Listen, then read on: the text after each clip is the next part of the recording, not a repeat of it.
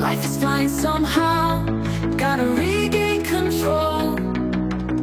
City lights are shining. Di saat timnas Indonesia sedang terlena di Australia, timnas Jepang justru membuat sebuah rekor pencapaian yang tak pernah terbayangkan sebelumnya. Dengan menjadi tim tercepat yang mendapatkan tiket keberangkatan menuju jalan yang tinggi Piala Dunia. Namun di balik kesuksesan sang pelatih Hajime Moriyasu, ada sebuah pesan tersirat dari kepengurusan sepak bola di Jepang untuk PSSI yang kini sedang diserbu fans sendiri. Federasi di sana benar-benar harus kita contoh dengan baik. Bagaimana tim Samurai Biru kini menjadi sebuah kiblat sepak bola hingga jadi king di tanah Asia. Tak hanya itu saja, kemenangan tim Samurai Biru juga sangat menguntungkan Indonesia di sisa laga ronde 3. Maka dari itu, inilah cerita dari Moriyasu yang menangis, ciptakan sejarah setelah menang versus Bahrain yang menjadi sebuah pelajaran super penting bagi PSSI.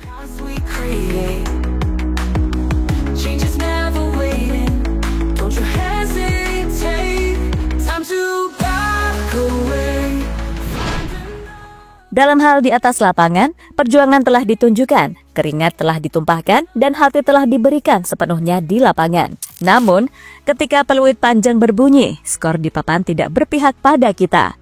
Kekalahan ini memang terasa pahit, tetapi bukan berarti akhir dari segalanya. Kita memang telah jatuh, tetapi bukan berarti harus tetap di bawah. Garuda wajib selalu belajar dari setiap tantangan, dari setiap luka, dan dari setiap kegagalan. Seperti hujan yang menyuburkan tanah, kekalahan ini akan menjadi pupuk bagi kemenangan yang akan datang. Namun untuk itu semua, kita harus menyadari titik kesalahan yang sesungguhnya. Sebab, sudah seringkali kita terluka akibat kesalahan yang sama pula. Di mana kali ini makin menyakitkan karena Piala Dunia sudah sangat dekat, tapi hasilnya belum maksimal.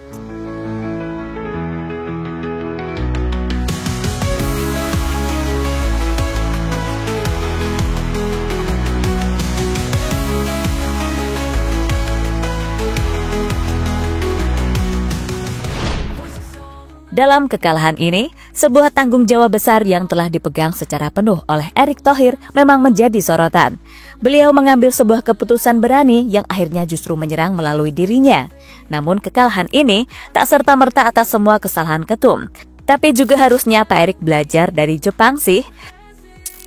Jadi ceritanya, di hari yang sama saat Indonesia kalah, timnas Jepang memastikan diri lolos ke Piala Dunia 2026. Setelah menang meyakinkan di kandang sendiri, tim besutan Moriyasu berhasil mencukur Bahrain dengan 2 gol tanpa balas lewat kaki Daichi Kamada dan Takefusa Kubo. Atas hasil ini, negeri Sakura berhasil mengamankan tempat di Piala Dunia, sekaligus mencatatkan rekor dengan kecepatan tercepat sepanjang sejarah.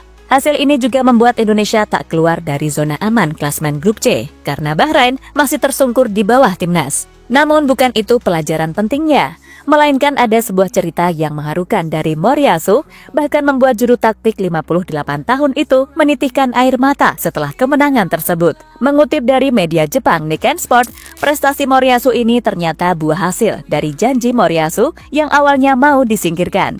Karena dinilai sudah tak pantas setelah gagal memenuhi ekspektasi usai gagal membawa Jepang juara Piala Asia pada 2024, usai kalah dari Iran di perempat final. Yang mana ini jelas mempermalukan harga diri Jepang sebagai King Asia. Kandidat asing pun tadinya hampir mengganti Moriyasu. Namun, pihak Federasi Sepak Bola Jepang pada akhirnya memutuskan untuk mempertahankan posisi Moriyasu. Mengingat ketika itu jarak Piala Asia dengan kualifikasi Piala Dunia 2026 hanya sebulan saja. Dan siapa sangka, di bawah Moriyasu Jepang benar-benar bagaikan monster yang mengamuk. Tim besutannya tak tersentuh sekalipun dengan mencatatkan 6 kemenangan, 1 hasil imbang tanpa satupun kekalahan selama kualifikasi Piala Dunia 2026. Dari sini media-media Jepang tadi pun ikut membuktikan bahwa keputusan mempertahankan pelatih Hajime Moriyasu yang sempat menahan sakit saat menjadi starter tim di turnamen sebelumnya terbukti efektif. Yang mana ini hasil dari dukungan Kozo Tashima, mantan presiden JFA yang mempertahankan Moriyasu. Bahkan Nikkei Sport sampai menceritakan sebuah rahasianya yang kini diungkapkan tadi. Kami mendengar beberapa cerita dan rahasia di balik layar yang kini dapat terungkap, tulis Nikkei Sport dalam artikelnya.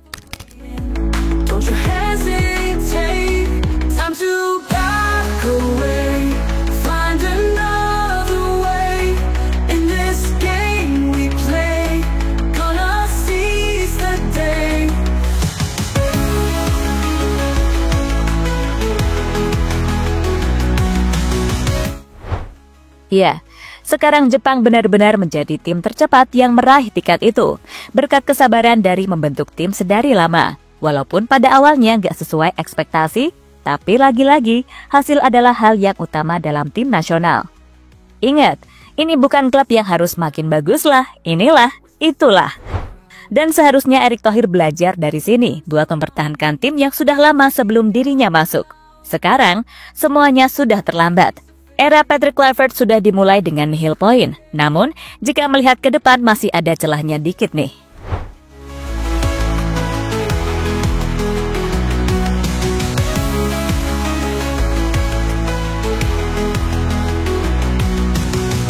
Voices all around me, whispers through the crowd. Don't let them surround me, gonna speak out loud. Sindiran tersirat ET ke Kluivert. Fans dan pemain minta Kluivert out, STY in. Setelah kekalahan ini, pernyataan dari Erick Thohir adalah sesuatu yang paling dicari. Beliaulah yang mengambil keputusan besar yang merugikan sejak debut kepelatihan baru. Namun entah kenapa, Erick Thohir malah tak membicarakan sedikit pun soal pelatih. Beliau malah fokus kepada pemain dan dukungan tanpa menyebut peran pelatih sedikit pun. Saya tetap dukung tim nasional sepak bola Indonesia di saat kalah ataupun menang. Karena saya mencintai bangsa ini seutuhnya. Saya akan tetap kerja keras membangun tim nasional ini untuk menembus Piala Dunia. Kepada para pemain, tetap tegakkan kepala kalian. Peluang itu masih ada, tulis Erick Thohir dalam unggahan Instagramnya. Ya, entah mau melindungi atau justru kecewa, Erick Thohir nampaknya nggak mau bahas soal pelatih di depan umum. Beliau sepertinya ingin menunggu laga kedua kontra Bahrain, yang baru akan bisa menjadi sebuah perbandingan ataupun pengambilan keputusan. Sebab secara ranking, Indonesia dan Australia emang sejauh itu. Cuma nggak wajarnya kenapa kalah telak gini. Padahal sebelumnya imbang di leg pertama. Sementara itu, dari para pemain, justru lantang menyesakan pergantian pelatih di tengah perjalanan keras.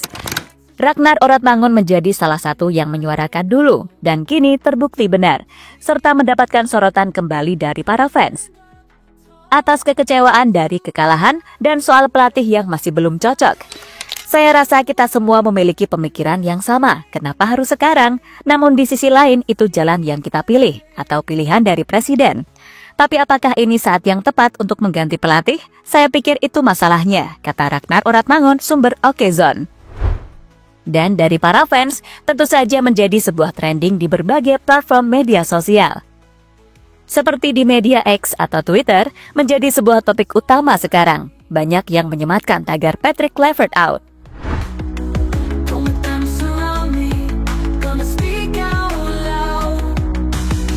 Past mistakes are fading, the paths we create. Change is never waiting, don't you hesitate. Time to back away. Laga hidup dan mati, kalah lagi, habis. Selanjutnya, kita masih menyisakan satu laga di matchday Maret dengan menghadapi Bahrain di kandang sendiri. Adalah sebuah sorotan nomor 1 dari para penggemar yang telah siap turun untuk perang. Perang di sini maksudnya ingin memberikan sepenuhnya kepada timnas. Dendam yang masih membekas belum bisa terkelupas jika belum mengalahkan tim biadab tersebut. Mungkin jika lawan Australia aja mengecewakan gini, kalau sampai gagal versus Bahrain, maka kelar karir seorang Patrick Kluivert. Pihak PSSI khususnya Erick Thohir juga terkena tekanan, maka dari itu, laga yang berlangsung pada 20 Maret menjadi sebuah laga hidup dan mati bagi jiwa bangsa sepak bola Indonesia. Saat ini, kondisi Bahrain sendiri juga sedang tak baik-baik saja setelah menjadi korban keganasan Jepang yang menorehkan sejarah tadi. Sekarang, Indonesia dan Bahrain sama-sama mengoleksi 6 poin. Dengan ini, keduanya sama-sama serius. Dan Bahrain pun udah nggak berani kuar-kuar lagi. Skuad asuhan Dragan Talajic memilih untuk fokus sama halnya dengan timnas. Apalagi dukungan fans yang siap meneror mereka di GBK juga menjadi sebuah sinyal yang tak mungkin diremehkan seluruh rombongan Bahrain, ya kan?